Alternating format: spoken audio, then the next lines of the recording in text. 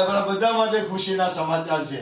કેમ કે ખાદીમો તો ઘણી મહેનત કરે, રમજાનમાં ચંદો કરે, ફાળો કરે, દાવલુમ માટે મહેનત કરે. ત્યારે આજે આપણા હાફિઝ કલાસમાંથી કેટલાય બચ્ચા હાફિઝે કુરાન થઈ ગયા છે. બરાબર. અત્યારે આપણા ગામના જો ભાઈ યાદ રાખજો, આપણું ગામ પહેલું. બરાબર. બાકી તો બધા આપણા જ છે, પણ જાહેર વાત છે કે ભાઈ ગામમાં બી પોતાનો દીકરો હાફિઝ થાય તો, પોતાનો દીકરો આલિમ થાય તો કેટલા ખુશ થાય. તો અત્યારે માશાઅલ્લાહ સાબરકુંડલાનો જાખરા અનસ અબ્દુલ રઝાકભાઈ એ હાફિઝે કુરાન થઈ ગયો. હવે એ છોકરાના વાલી કોઈ આવ્યા છે? હે આ આવ્યા. જો ઉભા થાવ. જો આ છોકરો હાફિઝ છે. આમ પડી જા બેટા, આમ પડજો. બરાબર. આ તો એક ગોલ્ડન યુગમાં હાફિઝ થયો. બરાબર. કેટલો નસીબદાર છે કે આ અત્યારે હાફિઝે કુરાન છો ને, અત્યારે તો ખાલી આપણે ખાનકામાં ઉભો કર્યો. કયામતના દિવસે બધા લોકો આને જોશે કે આ કોણ છે. પછી પૂછવામાં આવશે કે આ કોઈ નબી છે, કોઈ વલી છે. કેમ કે અલ્લાહ તરફથી આદેશ થાય આને કે તું પઢ. આ કુરાન પડશે ને અલ્લાહ તાલા આના સરના ઉપર એક ચમકતો તાજ સજાવવામાં આવશે. આના બરાબર. ત્યારે લોકો પૂછે કે આ કેવો, એની ચમકતી બધું ચમકતું હશે. હે તો આ કેવો, આ કોણ છે?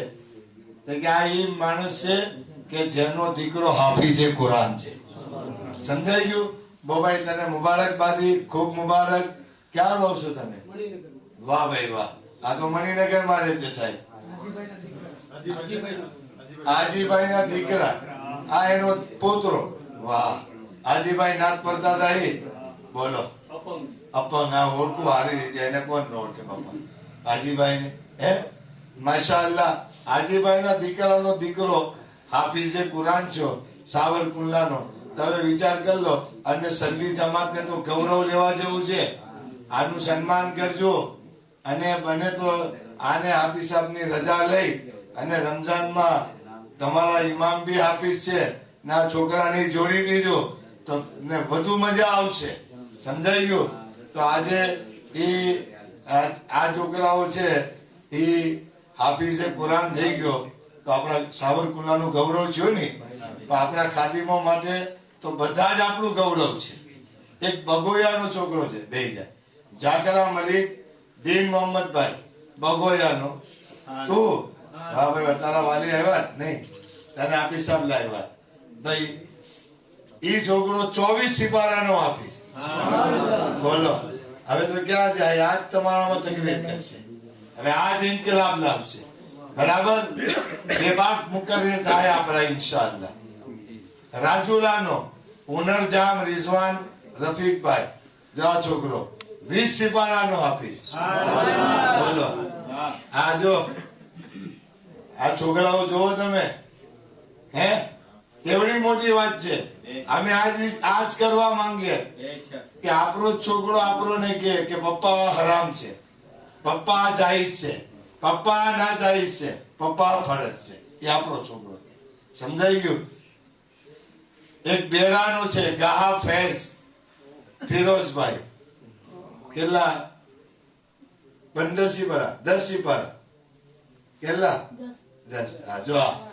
જો જડી કમતર છે. હો બોલો સુબહાનલ્લાહ.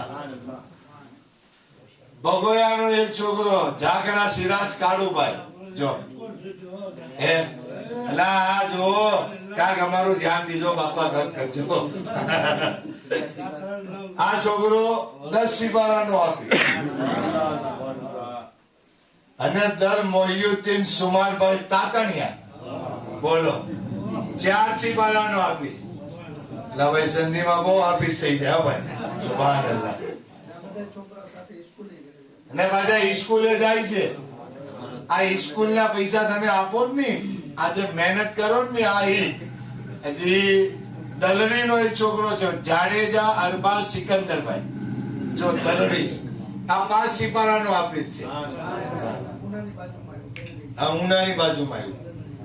અને નાના આશરાના યા તો મારે ખાસ જોઈએ, જબરદસ્ત મુકર્રીર બનજો. હા, કારણ કે અમારી બુનિયાદ ત્યાં હતી. કોઈ વાત નહીં. ગાહા માહિર ભીખુભાઈ, આ છોકરો બી 5 સિપારાનો ઓફિસ છે. બોલો, દેવડી મોટી વાત છે. અરે ભાઈ, ઘટે નહીં. અત્યારે 8 છોકરાઓ સંધિ જમાતનો ગૌરવની વાત છે. બરાબર ને? હાફી સાહેબે પણ બરાબર લેખા જોખા લેખિતમાં આપ્યું કે આજે તમે આવવાના જ છો, એને પાક્કી ખબર છે. અને એ અનુસંધાને હાફી સાહેબે બધાને ભેગા કરી દીધા.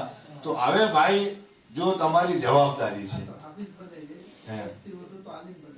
10 થી વધુ છોકરા તો આપણા સંધિ જમાતના આલિમ બને છે.